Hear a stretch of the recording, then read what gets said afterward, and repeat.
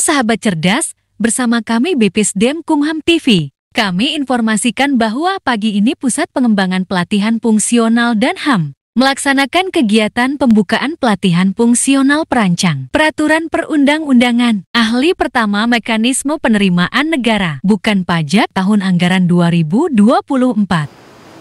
Selanjutnya, laporan penyelenggaraan pelatihan fungsional perancang peraturan perundang-undangan ahli pertama mekanisme PMDP BPSDM Kumham dan HAM oleh pelaksana tugas Kepala Pusat Pengembangan Pelatihan Fungsional dan Hak Asasi Manusia. Kepada Bapak Jusman, disilakan. Bismillahirrahmanirrahim. Assalamualaikum warahmatullahi wabarakatuh.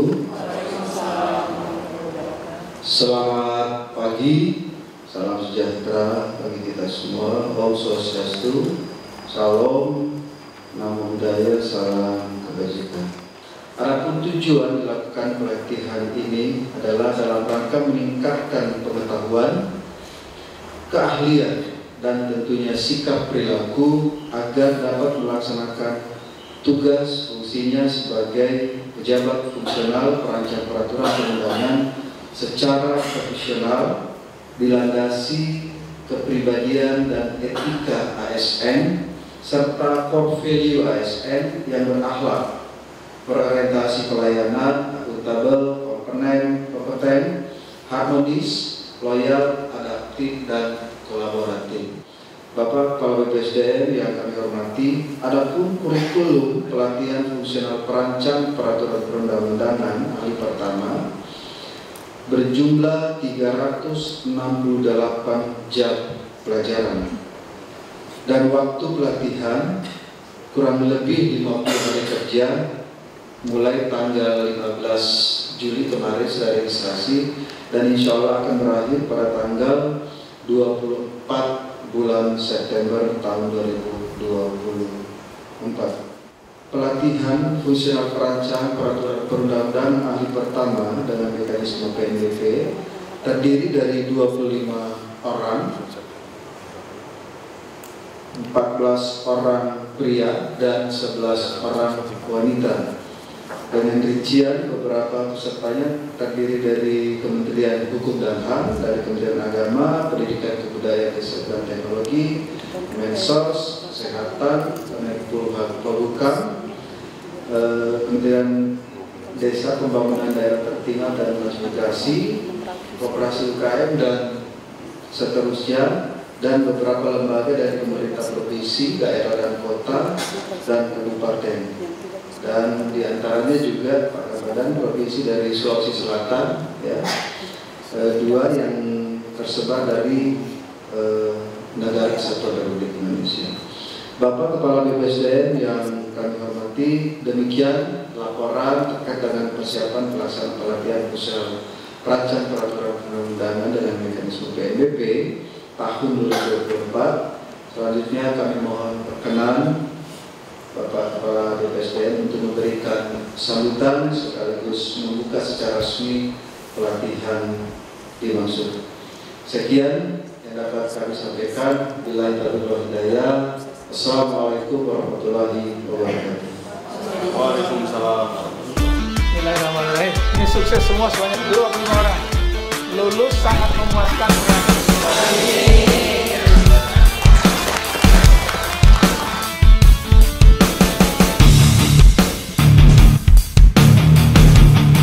Bismillahirrahmanirrahim. Assalamualaikum warahmatullahi wabarakatuh. Selamat pagi, salam sejahtera untuk kita semua. Shalom, Om Swastiastu, Namo Buddhaya, salam kebajikan, dan salam sehat untuk kita semua. Peningkatan kualitas sumber daya manusia aparatur sipil negara di bidang pembentukan peraturan perundang-undangan dilakukan melalui pengembangan kompetensi, diantara dengan bentuk jalur pelatihan fungsional perancang peraturan perundang-undangan.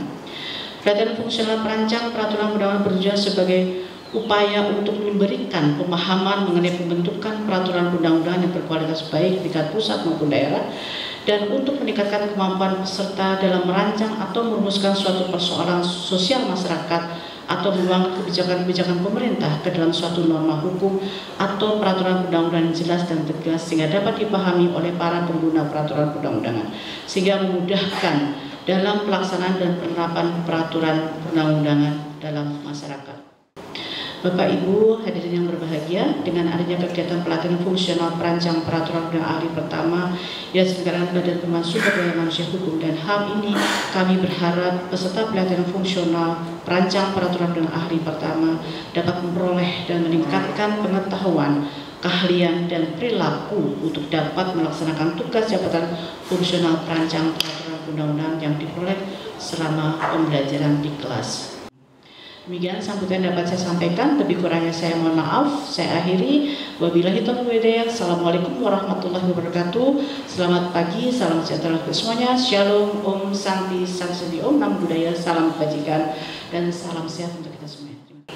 Bapak dan Ibu yang kami hormati, marilah kita dengarkan bersama sambutan Kepala Badan Pengembangan Sumber Daya Manusia Hukum dan Hak Asasi Manusia, sekaligus membuka dengan resmi pelatihan fungsional perancang peraturan perundang-undangan ahli pertama mekanisme PNBP BPSDM Hukum dan HAM. Yang terhormat Bapak Razil, disilakan. Terima kasih. Bismillahirrahmanirrahim. Assalamualaikum warahmatullahi wabarakatuh. Dan yang paling berbahagia yang saya cintai adalah seluruh sahabat cerdas, ya, peserta pelatihan perancang peraturan perundang-undangan ahli pertama tahun 2024. Itu baru ahli pertama loh ya. Jadi nggak boleh sombong-sombong, baru ahli pertama aja udah sombong-sombong. Dan tidak boleh tidak semangat karena masih sekian tangga lagi yang harus dilewati. Iya kan? Ini baru tangga pertama. Ya, apa mau kemudian resign, berhenti menjadi perancang, kan juga ini adalah pilih. Ya, masih ada 3 tangga, tapi tangga itu tangga yang berat-berat untuk naik tangga ke madya, ke muda, madya, dan ahli utama itu lebih hebat lagi. Yang pertama dan paling utama, mari kita panjatkan puji syukur kehadirat Allah Subhanahu wa Ta'ala, Tuhan yang Maha Kuasa. Pada pagi hari ini lebih khusus kalian diberikan keistimewaan, ya, karena terseleksi dari ribuan, puluhan dia Bayati, dari ratusan orang, ya, hanya ada 25 orang yang terseleksi. Ya, kalau kata Bu Direktur tadi itu saringannya lebih ketat, maka kalian pasti harus lebih bersyukur dibandingkan dengan yang lainnya. Ya, kalau nanti bersyukur, nanti hari-hari ke depan dilewati dengan mudah, dengan ringan. Ya, tapi kalau dianggap ini berat, ya, nanti hari-hari ke depannya akan lebih berat lagi, ya. Maka untuk itu saya minta kalian berdiri semua dulu, yang pesertanya saja, ya. Saya ingin memberikan self motivasi dalam diri sendiri, memprovokasi sekaligus kemudian memberikan stimulus untuk lebih bersemangat, ya. Nanti saya kalau bilang sahabat cerdas, bilang kami cerdas. Kami cerdas, sahabat cerdas, kami cerdas. Itu pertama. Kemudian kedua, sahabat cerdas, kami cerdas. Yang ketiga, sahabat cerdas, kami cerdas, pasti bisa. Ya, bisa lulus sangat memuaskan.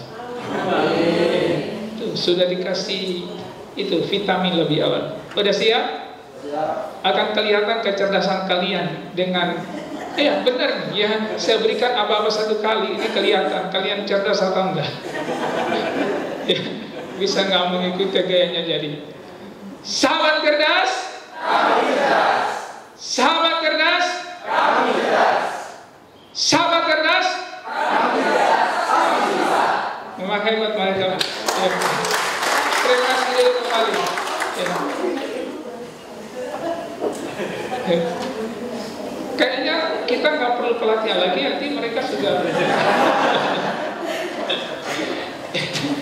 Baik, terima kasih. Seperti yang kita sama-sama ketahui, berdasarkan pasal 1 ayat 3 Undang-Undang Dasar 1945, Indonesia merupakan sebuah negara berdasarkan atas hukum, atau dalam bahasa Jerman dikenal sebagai, ini bahasanya juga agak antik ini, Rechtsstaat. sehingga menempatkan hukum sebagai dasar kekuasaan negara dan segala bentuk penyelenggaraan kekuasaan tersebut dilakukan di bawah kekuasaan hukum. Oleh karena itu, peraturan perundang-undangan merupakan salah satu sendi utama dalam pembangunan bangsa yang menjadikan proses pembangunan suatu materi hukum atau legal substance di Indonesia harus dilakukan secara berkelanjutan. Pasti terus-menerus akan ada di negara hukum. Kalau kalian pensiun nanti akan diteruskan lagi yang lainnya lagi, terus-menerus sampai seperti itu. Saya memiliki anggapan bahwa jabatan fungsional perancang peraturan perundang-undangan merupakan jabatan yang mulia karena memiliki tugas yang berat, yaitu menjaga dan mengawal kualitas suatu peraturan perundang-undangan sehingga tetap berada pada jalur yang sesuai dengan cita-cita bangsa Indonesia. Permasalahan yang sering dihadapi oleh suatu negara, termasuk Indonesia, berdasarkan hukum adalah banyaknya peraturan perundang-undangan yang tercipta setiap tahun. Berapa Yanti itu? Setiap tahun kalian lahirkan peraturan, banyak sekali. Ya, mulai dari peraturan perundang-undangan sampai dengan peraturan daerah yang sangat banyak sekali. Hal ini menimbulkan permasalahan pada peraturan perundang-undangan yang pada pokoknya kurang lebih ada 3 hal ini yang terjadi. Pertama, tumpang tindih dan inkonsistensi peraturan perundang-undangan. Yang kedua, perumusan peraturan perundang-undangan yang kurang jelas, masih bisa dimultitafsir, kadang-kadang seperti itu. Apalagi perancang peraturan perundang-undangan tidak memahami substansi yang sesungguhnya dari peraturan yang sedang dibuat, karena kalian hanya dibekali legal drafting, maka untuk itu harus belajar substansi materi yang berkaitan dengan peraturan yang sedang akan disusun. Misalnya kalian susun peraturan perundang-undangan terkait dengan paten, kalau nggak ada ilmu paten juga nanti pasti bisa miss dalam merancang sebuah hukum, semua norma, ya, dan lain-lain sebagainya. Banyak sekali substansi yang Bapak Ibu harus pahami, bukan hanya legal draftingnya saja, walaupun kemudian memang akan dibantu oleh yang mengusulkan. Tapi kalau teman-teman lebih memahami, pasti akan lebih baik lagi. Yang ketiga, implementasi undang-undang terhambat peraturan pelaksanaannya dan lainnya. Kadang-kadang satu peraturan dilahirkan, itu bisa jadi sampai 10 tahun belum lahir peraturannya. Makanya biasanya sekarang diamanatkan ya, 2 tahun harus selesai semua. Tapi dalam kenyataannya juga nggak selesai-selesai. Ya, harus mengambil fast track. Saya dulu banyak ikut terlibat dalam perancangan peraturan perundang-undangan, walaupun saya adalah bukan orang hukum, tapi banyak sekali. Ya, saya sering menjadi ketua tim antar kementerian PAK dalam menyusun peraturan perundangan di bidang kekayaan intelektual, karena saya basicnya adalah dari kekayaan intelektual. Jadi banyak sekali. Jadi walaupun kalian sudah belajar 352 JP, nanti kalau kita balapan merancang sebuah norma, ayo tandingan nanti ya, kalau nanti kalian selesai. Ya. Baik, salah satu cara untuk mencegah munculnya masalah tersebut adalah melalui proses perancangan dan harmonisasi, sehingga suatu peraturan perundangan dapat saling terkait dan tergantung serta dapat membentuk suatu kebulatan yang utuh. Nah, itu yang kita harapkan. Dan tempat ini juga ada di tempatnya Mbak Yanti ini, ada direktur perancangan, nanti ada direktur harmonisasi. Direktur semua dibagi 2 ya, dibagi 2 karena lantaran banyak yang harus diharmonisasi. Iya, dua-duanya itu sama-sama beratnya. Para sahabat cerdas yang saya cintai, berdasarkan hal yang saya sebutkan sebelumnya, Kemenkumham sebagai instansi pembina JF perancang peraturan perundang-undangan mempunyai peran yang penting dan strategis, sehingga sangat dibutuhkan pembinaan fungsional perancang agar dapat terjamin standar, kualitas, dan profesionalitas pada setiap individu. Tadi Bu Yanti sudah sampaikan bahwa pada level kalian yang ada saat ini harus memiliki level kompetensi atau standar kompetensi ahli pertama. Ya, levelnya berapa? 2 mereka ya? Iya, 2. Mansos schoolnya 2 juga.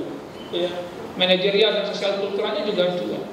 Ya, dan untuk mengetahui apakah level kompetensi itu sudah ada, nanti akan ada mengikuti pelatihan, kemudian nanti diuji, ya, ada ujian yang nanti ada evaluasi. Kalau sudah lulus dari evaluasi itu sudah dianggap memenuhi kompetensi. Ya, sudah dianggap memenuhi kompetensi. Tapi nanti kalau naik ke level berikutnya harus diuji lagi kompetensi.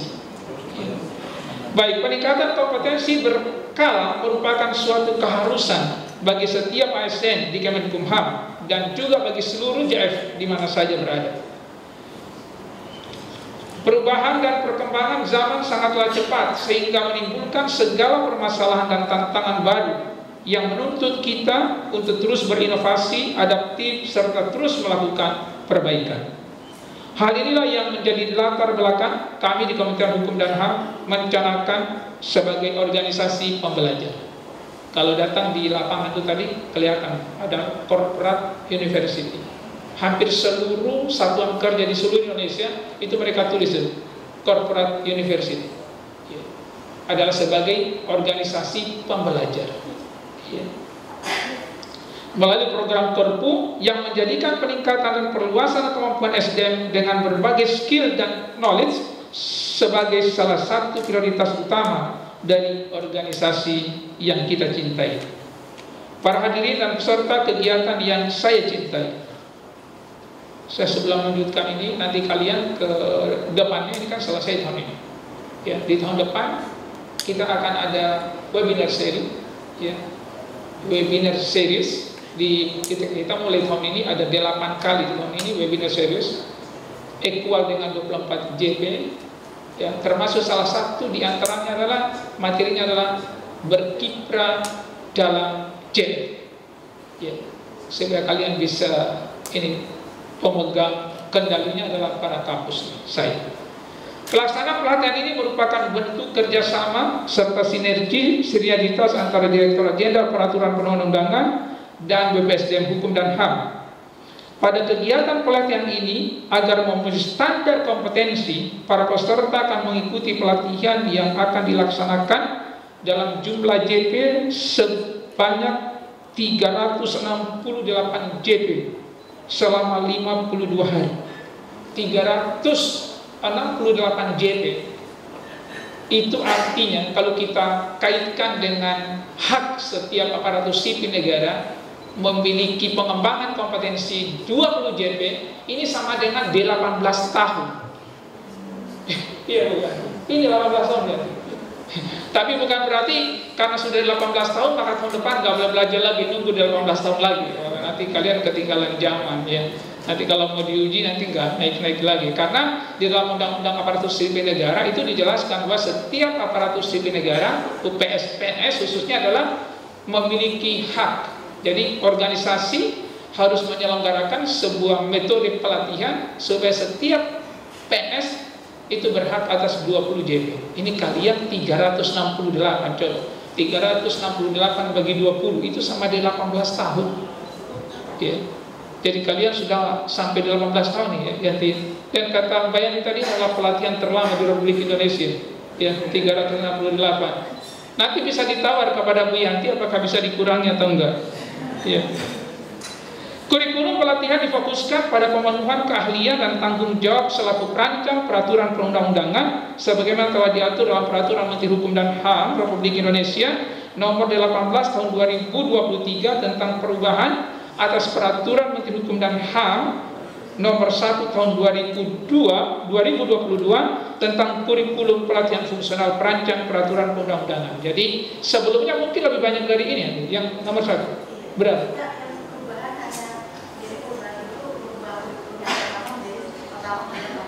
JP-nya tetap sama. Oke.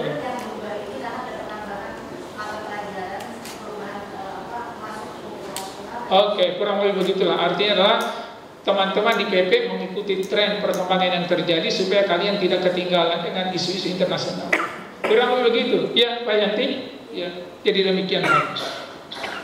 Pemangku jabatan fungsional perancang peraturan perundang-undangan harus dapat mengembangkan kompetensi sesuai dengan standar kompetensi yang ditentukan instansi. Itu tadi kita di sini khususnya PP. Pembina dan instansi tempat bertugas diharapkan semua ilmu, keterampilan dan nilai-nilai kehidupan yang telah dipelajari selama pelatihan dapat menjadi bekal untuk berkarya nyata secara profesional dan berintegritas baik dalam organisasi dan masyarakat yang bermuara pada peningkatan efektivitas dan efisiensi pelayanan di tempat kerja masing-masing nanti. Ya. Hadirin yang saya cintai, ini saya pesan sebelum saya buka acara.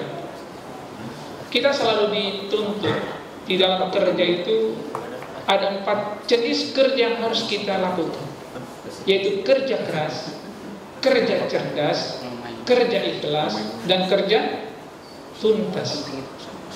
Tuh sering kita dengar tuh, ya.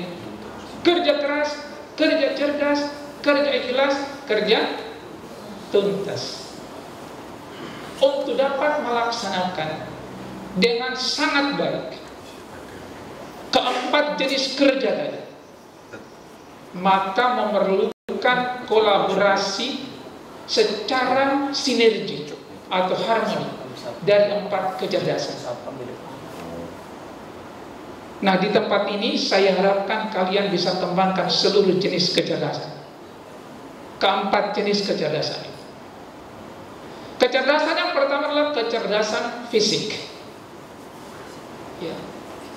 Kecerdasan fisik itu pada dasarnya adalah kecerdasan manusia merawat fisiknya, merawat ragawinya, merawat jasmaninya, sehingga mampu melaksanakan kerja-kerja dengan baik.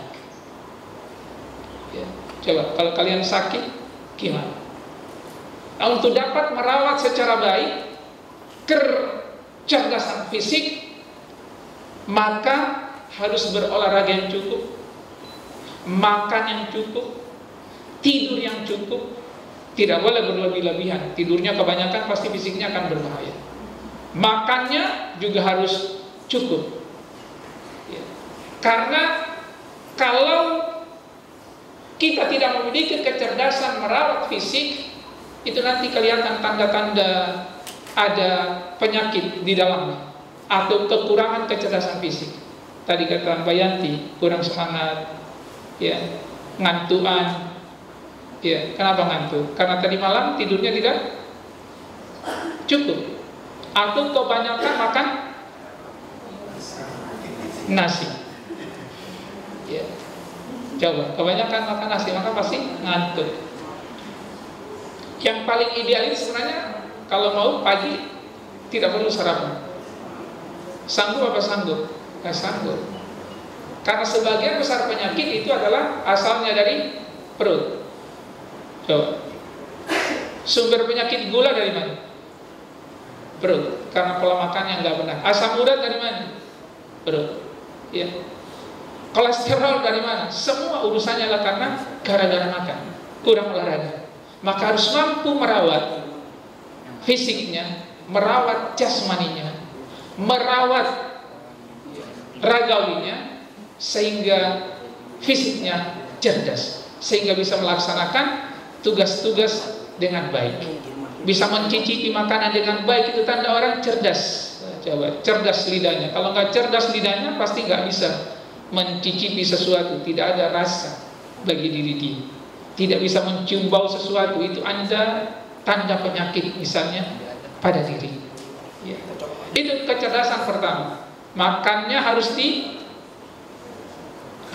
pola makan diatur. Jangan kata Mbak Yanti tadi, malam-malam pergi makan, habis itu jadi pabrik gula tubuhnya pada akhirnya. Pabrik gula, pabrik kolesterol, pabrik apa lagi, segala macam pabrik.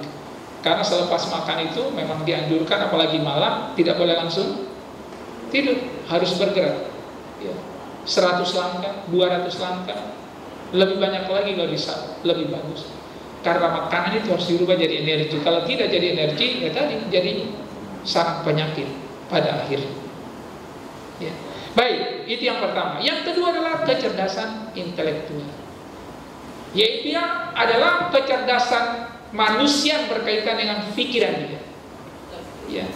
Mampu memahami, mengetahui segala sesuatu. Nah, di sini nanti hampir sebagian besar 360 JP itu berkaitan dengan urusan edukatif, intelektual kalian.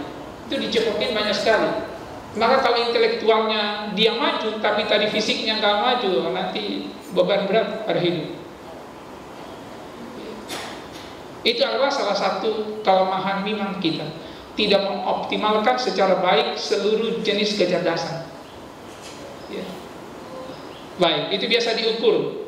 Tingkat kecerdasan orang sekian, ada yang 100, 120, itu harus diukur. Kemudian yang ketiga adalah kecerdasan emosional. Kecerdasan emosional itu adalah kecerdasan yang berkaitan bagaimana mengenal, awalnya adalah mengenal emosi sendiri. Ya. Malas, pemarah, ya, dengki, iri sama orang, itu emosi-emosi negatif. Ya. Harus dikenal. Setelah dikenal, dikelola. Jadi pertama yang berkaitan kecerdasan emosional itu adalah diri kita. Kita kenal emosi negatif kita, kemudian kita kelola secara baik. Yang kedua, mengenal emosi orang lain. Karena kau nggak kenal emosi orang lain, bisa berantem tiap hari sama orang. Oh, ini orang temperamental. Kalau kita kata begini saja, dia sudah langsung bisa 10 kata. Udah, mendingan dia menghadapi orang kayak gitu. Ya. Nah, maka kemampuan menahan diri ketika mengenal emosi orang lain, maka Anda akan bisa berkolaborasi dengan siapa saja di dunia kerja. Kecerdasan emosional juga adalah menuntut kita berempati dengan orang lain, berhubungan baik dengan orang lain. Kecerdasan ini adalah kecerdasan yang menentukan mengambil sikap apa dalam hidup ini dengan orang lain. Kalau tandanya Anda dimusuhi banyak orang, berarti pasti sangat tidak cerdas secara emosional. Maka lihat aja dirinya sendiri banyak musuhnya. Ya. Kalau banyak musuhnya pasti kecerdasan emosionalnya kurang, karena Anda tidak bisa berhubungan baik dengan orang. Ya. Maunya dipahami orang, tapi tidak bisa memahami. Kira-kira ini cerdas apa kurang cerdas? Ya. Maunya dipahami, tapi tidak bisa memahami orang lain. Maunya menuntut, tapi tidak mau memberi sesuatu. Waduh, ini bahaya sekali kalau kamu hidup dalam organisasi seperti itu. Ya, ini harus dikembangkan di sini. Nah, kalian ada 25 orang, kelihatan nanti. Ya, yang akan menjadi leader di antara kalian pasti orangnya memiliki kecerdasan ini. Ya, karena ternyata kecerdasan intelektual yang kita bangga-banggakan itu telah dipatahkan oleh seluruh ahli psikolog. Ya, bahwa dia hanya berkontribusi 20% dalam membawa kesuksesan seseorang. Bahkan pimpinan-pimpinan tertinggi dari perusahaan itu bukan mereka yang cerdas secara intelektual, tapi emosi dan kecerdasan berikutnya yang saya akan jelaskan. Dan yang ketiga dan yang keempat adalah kecerdasan spiritual. Ya, mungkin kalian bisa biasa dengan kecerdasan. Yang sangat kita sering dengan itu adalah kecerdasan intelektual, kecerdasan emosional, kemudian kecerdasan spiritual. Tapi jarang kita bicarakan. Ya. Kecerdasan spiritual yang saya maksud adalah bukan kecerdasan spiritual seperti yang dipahami oleh orang Barat. Karena mereka sering mengatakan saya adalah spiritual, tetapi bukan orang yang beragama. Oh, terbalik sekali. Ya. Itu adalah terbalik. Spiritual yang saya maksudkan adalah spiritual berlandaskan sila pertama Pancasila. Sila pertama Pancasila, ketuhanan yang Maha Esa. Dan seluruh peraturan perundang-undangan yang dibuat tidak boleh bertentangan dengan sila pertama. Nanti pasti tidak boleh diterima, pasti tidak diterima sama Bayangkan. Ya, dulu kami pernah membahas satu peraturan di paten. Ya. Salah satu paten yang tidak diberikan di negara lain itu adalah bertentangan dengan moralitas agama. Ya. Kalau di luar negeri nggak akan ada itu. Ya, tapi di Indonesia adalah negara yang harus memperhatikan nilai-nilai kemanusiaan berlandaskan Pancasila. Maka kalian harus memiliki kecerdasan. Kecerdasan itu berawal dari hati, karena sebenarnya hati itu punya alat untuk mikir. Yang kemudian menuntut seseorang atau menyadarkan seseorang, dia memiliki tanggung jawab dalam hubungan dengan Tuhan yang Maha Kuasa. Ya. Itulah kecerdasan spiritual. Nah, kalian nanti akan kelihatan tuh siapa yang cerdas secara spiritual. Dia sholat ke masjid nggak? Nanti sholat duhur ketika azan berkumandang, ya. Atau masih santai-santai saja. Ketika subuh hari masih tidur nggak sampai matahari terbit, sampai nggak sholat subuh, ya. Atau teman-teman yang beragama lain menyesuaikan diri dengan keyakinannya seperti apa, ya. Maka termasuk salah satu kecerdasan spiritual itu adalah ketaatan kepada nilai agama yang dianut oleh seseorang, kepada aturan-aturan agama yang dianut oleh seseorang, maka akan cerdas secara spiritual, ya. Banyak pakar yang kemudian mereka memberikan pandangan, tapi saya lebih setuju dengan satu pendapat yang luar biasa, ya. Dia bilang bahwa kecerdasan spiritual adalah kecerdasan yang menjadikan seseorang mampu memanfaatkan kekuasaan Tuhan dalam mengurus segala problem kehidupan. Ya. Kira-kira Tuhan itu kuasa apa? Kuasa apa? Sangat maha kuasa. Coba baca di alinea ketiga pembukaan Undang-Undang Dasar. Atas berkat rahmat Allah yang maha kuasa dan dengan didorongkan oleh keinginan yang luhur. Jadi ketika ada keinginan yang luhur, berpadu itu kemauan itu dengan kekuasaan Tuhan, seluruh cita-citamu pasti bisa wujud. Yang jadi persoalan kan karena kita kemauannya setengah-setengah. Coba kalian kalau memiliki kemauan yang kuat untuk menyelesaikan 360 jabel, nanti akan kelihatan siapa yang ranking 1. Dia ranking 1 karena memiliki kemauan yang lebih dibandingkan dengan 24 lain. Dan bukan itu satu-satunya yang menentukan. Dia memiliki kekuatan hubungan dengan Tuhan yang luar biasa. Kalau nanti rankingnya terakhir, berarti dorongan keinginan yang luhur untuk jadi JFT, untuk jadi perancang itu relatif lemah. Itu pasti relatif lemah. Hubungannya dengan Tuhan juga yang maha kuasa itu lemah juga. Nah, kecerdasan ini perlu dituntut. Maka kami di BPSDM Hukum dan HAM pun juga ke depan itu akan mengembangkan penilaian kompetensi literasi spiritual. Lagi dibicarakan. Saya hampir tiap pembukaan UKOM, saya selalu bicara mengenai persoalan kecerdasan kompetensi spiritual ini. Kayaknya menjadi problem besar dari seluruh kehidupan ini karena kompetensi spiritualnya sangat rendah sekali. Tidak merasa dia diawasi Tuhan dalam hidup ini. Bahaya sekali kalau kemudian itu menjadi masalah. Di BPSD, di BKI itu ada namanya kompetensi literasi digital. Ya. Ada. Kami di sini belum ada. Nah, ke depan ini lagi kita mau mengembangkan berbagai macam kompetensi untuk kita ukur. Ya, ini Pak Kamus kemarin laporan ke saya, mereka akan segera berhubungan dengan BNPT terkait dengan radikalisme, kemudian berhubungan lagi dengan BKN terkait dengan literasi digital, berhubungan dengan PBNU terkait dengan kompetensi spiritual, literasi spiritual. Karena tadi manusia itu akan menjadi utuh secara sempurna kalau fisiknya cerdas, kemudian intelektualnya cerdas, emosinya cerdas, dan spiritualnya cerdas. Spiritual berurusan dengan spirit, rohani. Kalau kalian mati, semuanya ini mati, kecuali spirit, yang rohnya yang tidak mati. Dia hanya berpindah ke alam saja. Nah, kalau dia tidak kita kembangkan secara baik, ini bahaya sekali.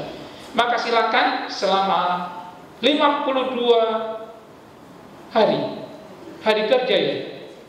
Wah, banyak sekali, berarti hampir 72 bulan lagi, berapa?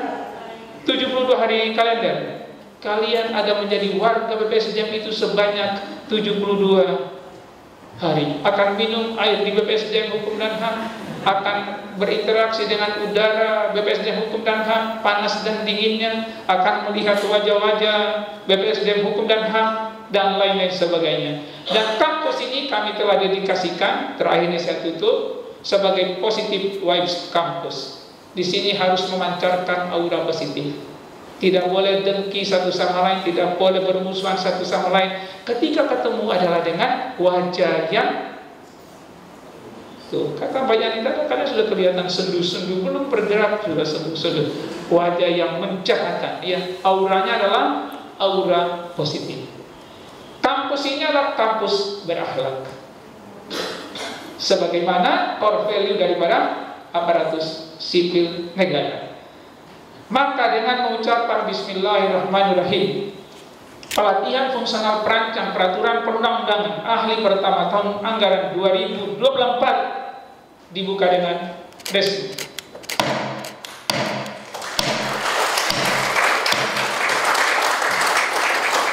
Terima kasih. Mohon maaf, saya doakan sekali lagi lulus semuanya dengan predikat sangat memuaskan. Kalau sangat memuaskan semuanya, maka nanti ada nilai yang beda untuk mendapatkan ranking 1 sampai dengan ranking sekian. Ya, tapi predikatnya sama-sama sangat memuaskan. Tetapi nilai yang membedakan. Kau dapat nilai berapa? Nilai berapa? Sangat memuaskan itu 91 ke atas ya.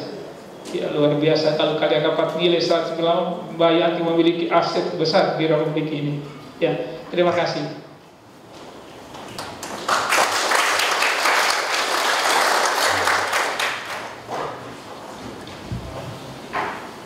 Hadirin yang berbahagia, dengan telah dibukanya kegiatan ini secara resmi, maka berakhir pula seluruh rangkaian acara pembukaan pelatihan fungsional perancang peraturan perundang-undangan ahli pertama mekanisme PNBP BPSDM Hukum dan HAM tahun anggaran 2024.